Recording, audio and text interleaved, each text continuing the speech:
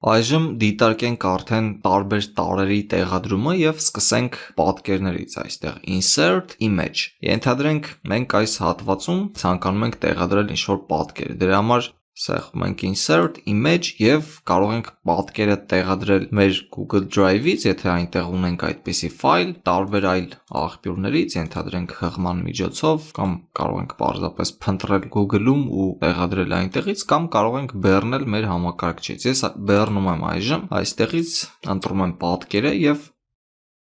տեսնում ենք արդյունքը։ Բացի դրանից կարող ենք մենք նաև կատարել փոփոխություններ, երբ որ քլիք ենք անում պատկերի վրա, այստեղ հայտնվում են այսպիսի հատվածներ, որտեղից մենք կարող ենք կատարել փոփոխություն, օրինակ չափսերը պատկերի փոքրացնել, ես մեկ քայլ հետ եմ գնում։ Բացի դրանից կա նաև այսպիսի հնարավորություն, երբ որ սեղմենք աջ քլիք, այստեղ կա crop image, կարող ենք նշել դա եւ պատկերը օրինակ կտրել ինչ-որ չափսով, որպեսզի այն հարմարեցվի ենթադրենք մեզ, մեր նպատակներով ծառայի։ Ես կտրելուց հետո սեղմում եմ enter ու մենք տեսնում ենք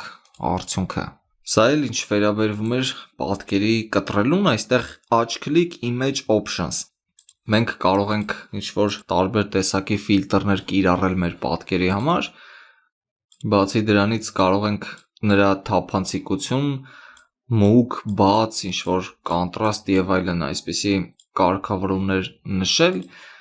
Հաջորդը աջ քլիք, այստեղ replace image, կարող ենք փոխարինել պատկերը արդեն, նույն պատկերը, որպեսզի փոխարինվի, տարբեր աղբյուրներից կարող ենք նշել նոր պատկերը։ Բացի դրանից reset image, երբ որ մենք կտրել ենք պատկերը, սեղմելուց հետո reset, այն վերականգնվում է իր նախնական կարգավիճակին։ Ես այստեղից մեկ քայլ հետ եմ վերադառնում ու շարունակում ենք։ Նույն ձևով փորձենք այստեղ նույնպես տեղադրել պատկեր, թվային marketing, այստեղ ես տեքստից հետո սեղմում եմ insert image, այստեղից ընտրում եմ մեկ այլ պատկեր, բեռնվում է այն ու կրկին այստեղ կարող ենք ենթադրենք կտրել նշելով պատկերը, սեղմելով աջ քլիք, crop image ու այստեղից ենթադրենք վերցնել այն հատվածը, որը որ մեզ է պետք։ Ես սեղմում եմ enter ու սա ինչ վերաբերվում էր պատկերների տեղադրմանը։ Հաջորդը insert link։ Մենք հղումներին արդեն ծանոթ ենք, կարող ենք տեղադրել ցանկացած վայրում, ենթադրենք այստեղ օրինակի համար insert link, այստեղ նշում ենք տեքստը, նշում ենք հղումը, բացի դրանից կարող ենք հղում տեղադրել նաև այս եղանակով, օրինակ այստեղ բերվում է պատրաստի արդեն վերնագրերը, որոնք առկա են մեր էջում, սեղմում ենք դրանցից մեկը, ընտրում ենք apply ու երբ որ այստեղ քլիք անենք, մենք կտեղափոխենք արդեն այդ հատվածը, որտեղ գտնվում է այդ վերնագիրը։ Ես վերականգնում եմ, երկու քայլ հետ եմ վերադառնում։ Հաջորդը վերաբերվում է equation, սա որ դիտարկեցինք, այդ մաթեմատիկական կամ այլ սիմվոլներն են, որոնք երբեմն պետք են գալիս։ Մյուսը drawing, սա վերաբերվում է նկարչությանը, սրանք կանրադառնանք առանձին, իրականում կա նաև այլ միջոց, առանձին մենք կարող ենք այստեղ ստեղծել new drawing, առանձին ֆայլ, որտեղ կարող ենք նկարել տարբեր տեսակի պատկերներ ստանալ արդյունքում։ Դա կդիտարկենք առանձին եւ table, սա աղյուսակներին է վերաբերվում, սրա համար նույնպես կա նաև առանձին բաժին,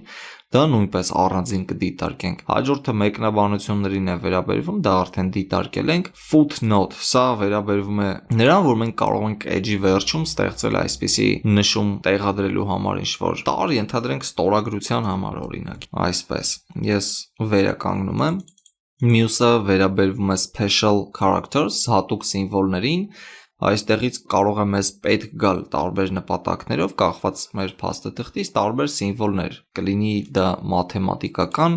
կլինի դա ինչ-որ այլ սիմվոլներ, բոլորը գտնվում են այստեղ, այստեղից կարող ենք գտնել ցանկացած տեսակի սիմվոլ, կարող ենք նաև փնտրել, օրինակ R, ես այստեղ մուտքագրում եմ ու համընկնումներով բերում եմ բոլոր այդ սիմվոլները, որոնք կարող են մեզ պետք գալ, օրինակ սա կարող է պետք գալ։ Այստեղ ընդհանուր իմ կարծիքով պարզ էր եւ կար նաեւ նկարելու հնարավորություն, որի միջոցով նույնպես տեղի ունենում որոնում։ Օրինակ ես նկարում եմ ենթադրենք H տառը ու մենք տեսնում ենք համընկնումները։